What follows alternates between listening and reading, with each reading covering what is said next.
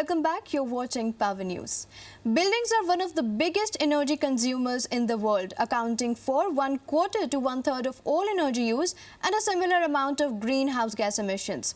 While cars have had to meet increasingly strict fuel efficiency standards, building for the most part have gotten off easy. Surprisingly, little attention has been paid to ensure energy efficiency in buildings, despite of tremendous impact building have on costs and the environment. A combination of higher energy prices, rising demand for electricity, and deepening environmental concerns has pushed India to a tipping point with regards to energy efficiency in buildings. In a scenario where India tries to accelerate its development process and cope with increasing energy demands, conservation and energy efficiency measures are to play a central role in our energy policy. If we look at the global scenario, and we need to really catch up on the technology part of it. Otherwise, of course, India is a growing country. The whole world is looking at India, and infrastructure development is a huge industry. And I think not just working towards achieving green buildings, but achieving good buildings, technologically proficient buildings. Cost-effective buildings is what the real clinching winning factor of our country is going to be. Many technological and other solutions exist to improve building energy efficiency. A growing number of state-of-the-art building projects around the world demonstrate the technological and financial rationale for adopting better energy efficiency designs and systems. What is our main power requirement today as it is growing? Air conditioning.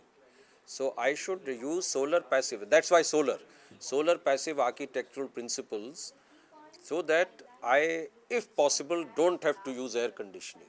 That's the fundamental thing. So I design it in a way by which side the building is looking at the sun during the summer and during the winter, how to prevent the sun rays coming in the winter while getting the lighting part, and then how I can insulate through walls, through window structures, etc. So that there's a temperature difference of maybe 15 degrees from outside to inside without using anything. Green buildings, if compared to the normal building, has various advantages. That is 35% reduction in potable water use, 50% savings in overall energy consumption, 88% reduction in lighting consumption, and 80% of materials used during construction are either recycled or recyclable. The process of going green is simple put by optimizing the building to be efficient, comfortable, and sensitive to the environment.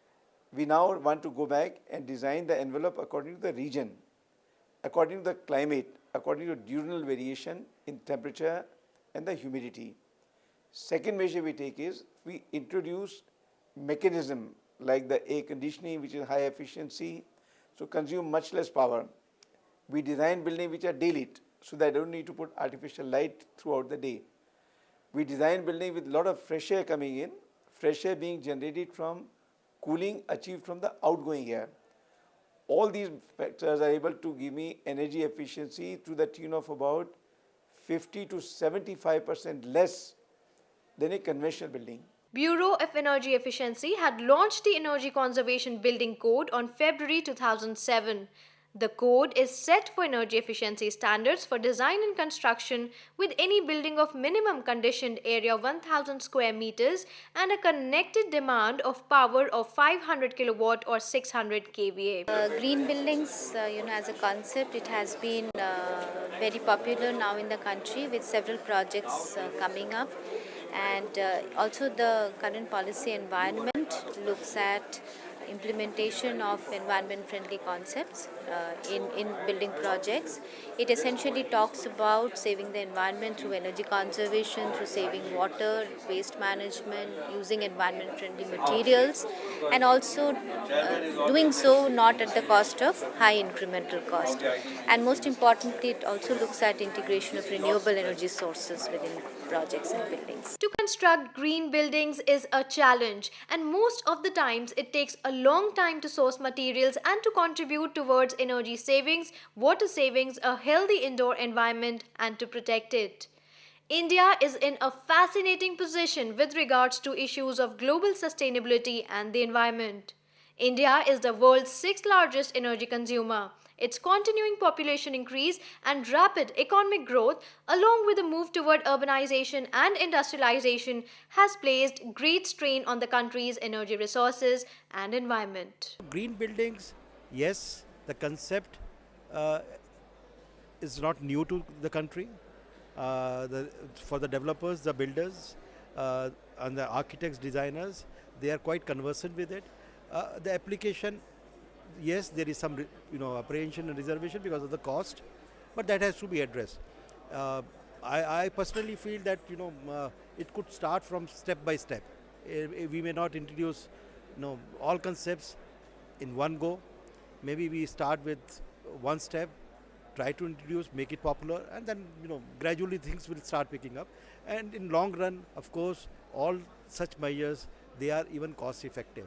This is something which as a consumer we will have to understand, and with awareness such things would come.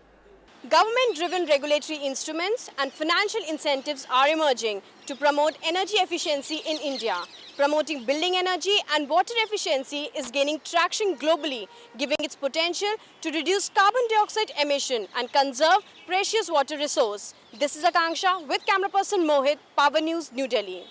The incremental cost of constructing a commercial green building in India is estimated to have a payback period of 3 to 5 years. Construction premiums for green buildings in India have decreased substantially over the past decade due to an experience curve effect. The green building market is poised for growth, but large-scale adoption of green building practices will still require an aggressive awareness campaign with a supportive policy and stronger incentive mechanisms. It's time for another short break here. At the side of the break, we have an exclusive report on Delhi Build 2011, an international exhibition on construction, buildings and interiors industry. Keep watching Power News.